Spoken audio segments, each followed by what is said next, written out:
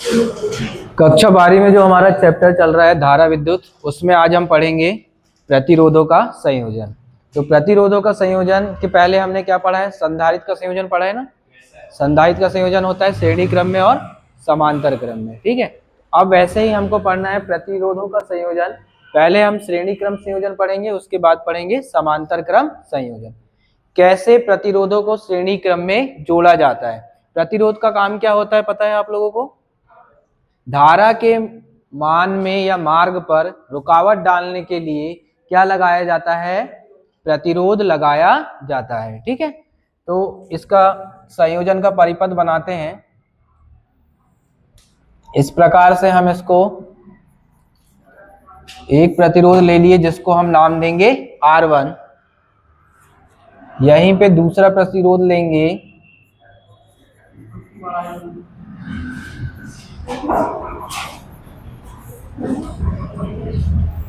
इन प्रतिरोधों को बैटरी के पॉजिटिव सिरे से और यहाँ पे नेगेटिव सिरे से क्या करेंगे? जोड़ देंगे, संयोजित कर देंगे।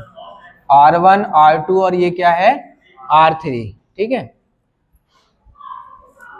I धारा प्रवाहित होगी।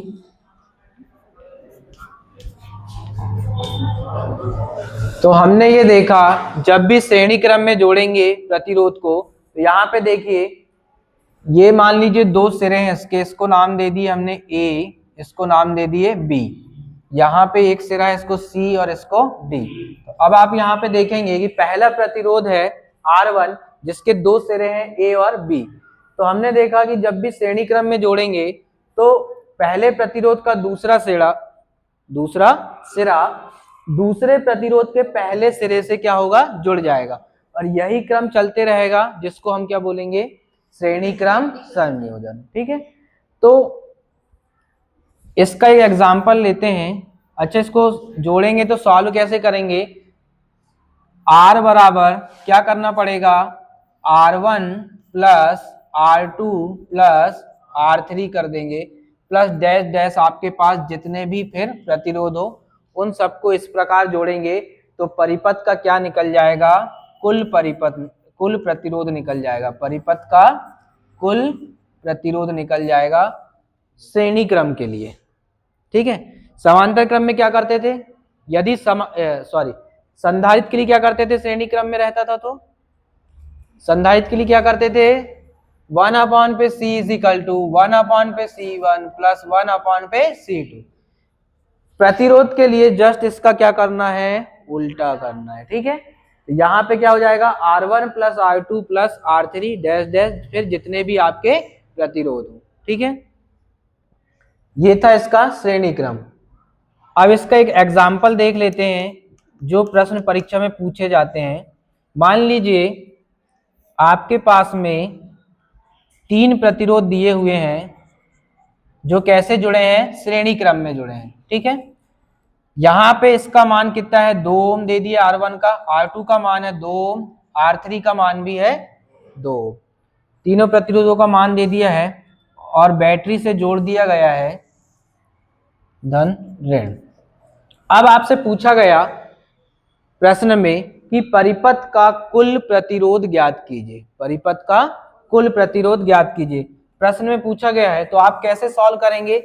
आपने देखा पहले चित्र में देखा कि सारे जो प्रतिरोध हैं वो कैसे जुड़े हुए हैं? श्रेणी क्रम में जुड़े हुए हैं। तो श्रेणी क्रम में जुड़े हुए हैं तो आपको सबसे पहले ये वाला सूत्र याद आएगा कि श्रेणी क्रम में जब भी प्रतिरोध जुड़ा रहता है तो कुल प्रतिरोध निकालने के लिए R1 plus R2 plus R3 करना पड़ता है। तो यहाँ पे भी वही फार्मूला लगा के सॉल्व करेंगे। परिपथ का कुल प्रतिरोध निकालेंगे तो R1 plus R2 plus R3 कर देंगे। R1 का मान कितना है? 2 ओम है, तो यहाँ पे मान रख देंगे 2 प्लस 2 प्लस 2, तो R बराबर कितना निकल के आ गया आपका? 6 ओम। कितना निकल के आ गया? 6 ओम। तो ये आपका क्या निकल जाएगा? आंसर, यदि ऐसा क्वेश्चन आया तो। इसी में दूसरा नंबर पे हम समांतर क्रम संयोजन देखते हैं। समांतर क्रम संयोजन।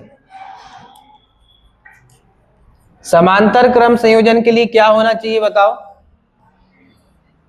सारे सिरे, एक साइड के सारे सिरे एक बिंदु से और दूसरे साइड के दूसरे बिंदु से, उसका डायग्राम बनाते हैं, देखिएगा।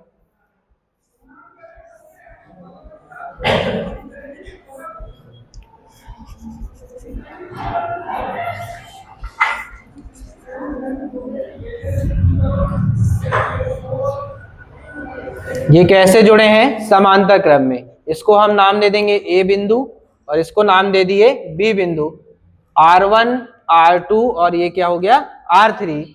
तब देखिए यहाँ पे, अब इसको एक बैटरी से भी जोड़ देते हैं, प्लस माइनस,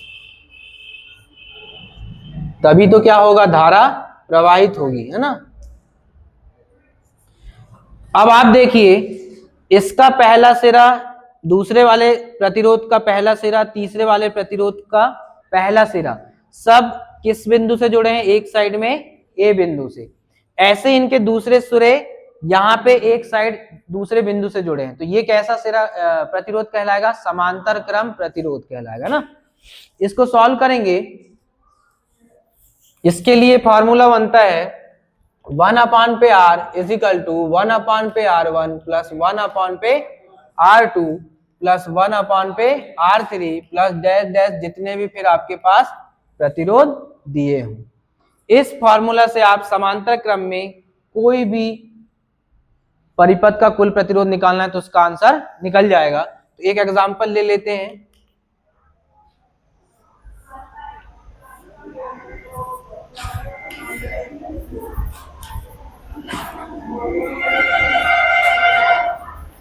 ये 3 प्रतिरोध आपके दिए हुए हैं, फिर से मान रख देते हैं, जितना लिए थे हमने 2-2 ओम, इनका भी 2-2 ओम रख लेते हैं। 2 ओम 2 ओम सब मान दिए हुए हैं तीनों प्रतिरोध के, और बोला गया है आपसे परिपथ का क्या निकालिए? कुल प्रतिरोध निकालिए। इस परिपथ का क्या निकालना है? कुल प्रतिरोध। फॉर्मूला फिर से जैसे ही समांतर क्रम में देखिए, ये वाला फॉर्मूला आ जाएगा दिमाग में, हम इसको रखेंगे सॉल्व करने के लिए। 1/r = 1/r1 plus 1/r2 plus 1/r3। Value put कर देंगे। 1/r = 1/2 plus 1/2 plus 1/2। एलसीएम लेंगे, एलसीएम कितना जाएगा? 2। 1 1 1 कितना हो जाएगा? 3। 1/r।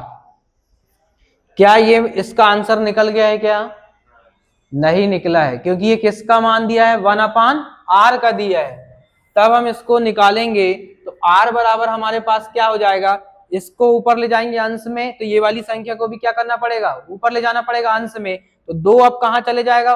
ऊपर अंश में, और 3 कहाँ जाएगा? हर में। तो ये हो जाएगा r बराबर 2/3। या तो ये भी आंसर हो सकता है, या आगे इसको सॉल्व करें तो पॉइंट कितना आएगा? 66 ओम लगभग। ये दोनों इसके आंसर हो सकते हैं। यहां तक भी आप सॉल्व करेंगे तो सही है, ठीक है। तो प्रतिरोधों का संयोजन में श्रेणी क्रम और समांतर क्रम संयोजन समझ में आया आप लोगों को? इसके आगे जो एक एग्जाम में क्वेश्चन पूछा जाता है, विद्युत वाहक बल विभवांतर तथा आंतरिक प्रतिरोध में संबंध ज्ञात कीजिए। बंद कर दो उसको, थोड़ी देर बंद कर दो।